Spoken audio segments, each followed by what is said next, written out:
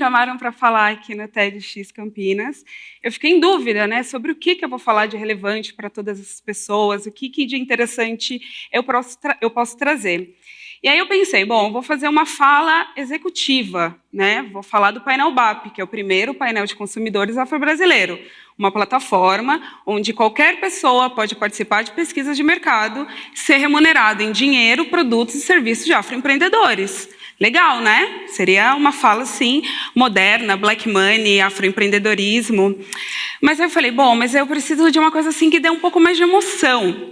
Então eu pensei que eu poderia compartilhar com vocês sobre quando eu, uma executiva de negócios, fui discriminada, despedida e escoltada para fora do meu local de trabalho porque não aceitaram a minha identidade, por causa do meu cabelo. E aí eu poderia falar o que acontece com trabalhadores e profissionais pretos, afro-brasileiros, negros e periféricos dentro dos escritórios todos os dias. Mas aí também, pô, TEDx, Campinas, eu falei, bom, eu quero uma fala assim mais intelectual, mais descolada, e poderia falar sobre o meu Tumblr, My Only Black Friend. My Only Black Friend. Todo mundo tem um My Only Black Friend, né? Que é a ideia do negro único, aquele único que representa toda a diversidade. Mas aí eu pensei, pô, será que as pessoas querem discutir semiótica em pleno sábado? E aí, bom, como o evento tem como tema que tem gente, eu vou falar de mim, né? Eu sou uma pessoa, vou falar um pouco de mim. E aí eu vou contar que quando eu era criança, né, eu morava num prédio. E o meu prédio tinha 3 elevadores. 2 elevadores sociais e um elevador de serviço. O elevador de serviço, ele servia para subir mudança, para tirar o lixo, subir com carrinho de compra. E tinha os elevadores sociais. Bem, um dia, quando eu tinha por volta de 15 anos, uma coisa muito diferente aconteceu. Em cada um dos elevadores foi colocada uma placa, que era essa placa. É vedada qualquer forma de discriminação em virtude de raça, sexo, cor, origem, orientação sexual, identidade de gênero, condição social, idade, porte ou presença de deficiência ou doença não contagiosa por contato social no acesso aos elevadores desse edifício. Então, cada um dos elevadores daquele condomínio ganharam uma placa dessa.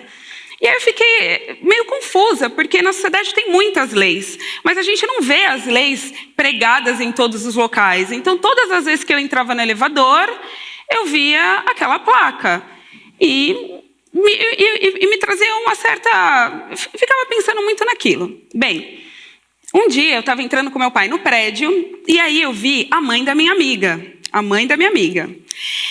E ela estava brigando com o porteiro e com o síndico, falando que ela estava indignada com aquela placa, porque ela não queria que a babá da filha dela subisse no mesmo elevador que ela quando não estivesse com as crianças.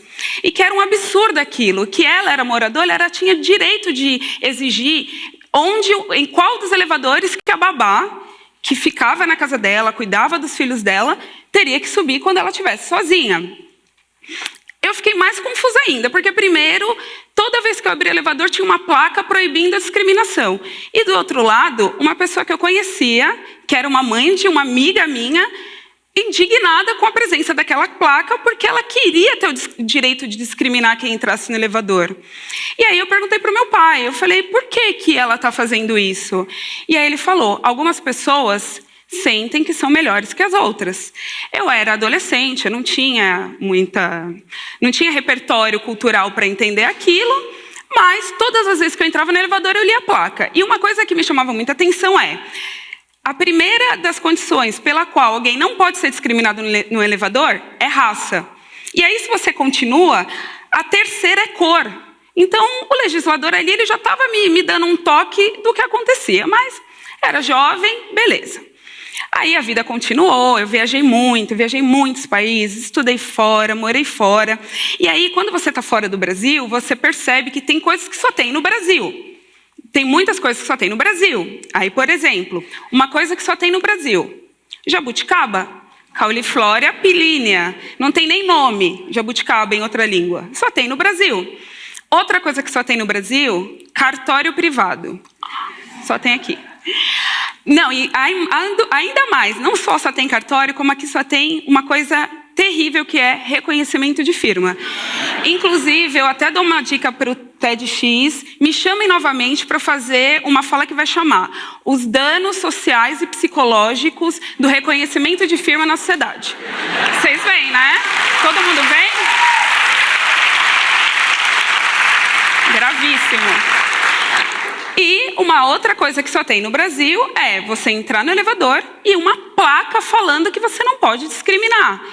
E aí isso me intrigou por muitos anos. O que será que aconteceu para, no Brasil, ter essa placa? Porque eu fui em muitos elevadores, em muitas cidades, em muitos países e nunca vi a placa. E aí, para vocês terem uma ideia, pensa, então começa lá no Egito. Núbia, Egito, Mesopotâmia, Grécia, Roma, Revolução Francesa, o homem foi à lua.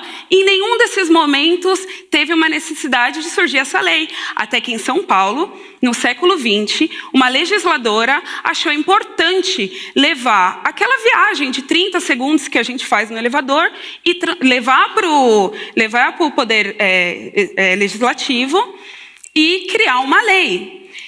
Bom, vamos falar um pouquinho como que se dá a criação de leis na sociedade. Primeiro tem um grupo de pessoas, e aí as pessoas começam a ter um determinado comportamento. E aí esses comportamentos geram um dano social. E o legislador, amparado por leis superiores, por exemplo, direito à dignidade, direito à vida, direito à segurança, ele fala, opa, esse comportamento está gerando um dano, então eu tenho que criar uma lei para diminuir esse dano na sociedade, para tutelar o comportamento da pessoa para que não tenha tanto esse dano. Tá, vou dar um exemplo, né?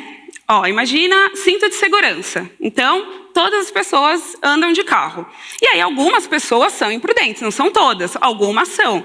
E aí, pela imprudência dessas pessoas, começa a acontecer muitos acidentes.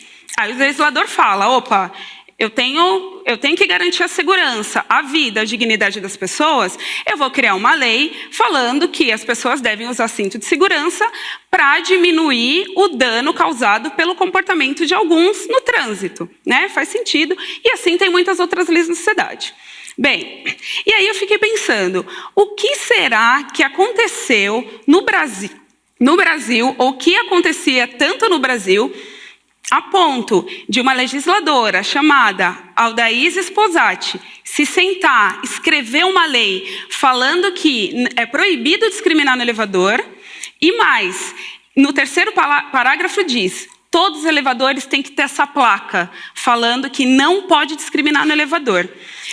Bem, essa legisladora, Aldaísa Sposati, ela mora em São Paulo, ela é uma professora da PUC. Eu tentei falar com ela, mas não consegui, infelizmente. Porém, uma rápida busca na internet mostra por que ela criou essa lei, porque continua acontecendo. E se ela não tivesse criado uma lei falando, pessoas, não discriminem no elevador, essa não seria notícia, seria normal discriminar as pessoas no elevador. E aí eu lembrei também da mãe da minha amiga, e aí fiquei imaginando quantas vezes ela discriminou alguém, quantas vezes ela falou para a babá da filha dela, que ficava o dia inteiro com os filhos dela, dava amor, cuidava da casa, de que quando ela estivesse sozinha ela não poderia pegar aquele elevador. E quantas vezes também ela viu um trabalhador entrando no elevador e falou, esse elevador não é para você, você tem que pegar um outro. Bem, eu não preciso falar que a mãe da minha amiga era uma mulher branca, a minha amiga era uma menina branca e que a babá era uma moça preta, assim como eu.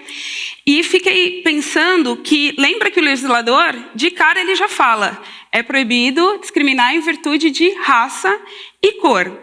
Então hoje, a mensagem que eu quero deixar para vocês é, não esperem a lei. Vocês são os que têm os melhores empregos, estudam nas melhores universidades, vocês são os donos dos apartamentos que têm elevador, vocês são os donos das escolas, e é dos comportamentos de pessoas que têm poder na sociedade também que nasce a lei. Não esperem a lei para terem empatia, para terem respeito, para incluírem, para, mais do que respeitarem, aceitarem a existência do outro, mesmo que seja numa corrida, numa subida de 30 segundos. Então hoje, em Campinas, na cidade, a última cidade do último país a abolir a escravidão, Campinas foi a última cidade do último país a abolir a escravidão, eu digo, brancos, não esperem a lei, hajam agora. É isso.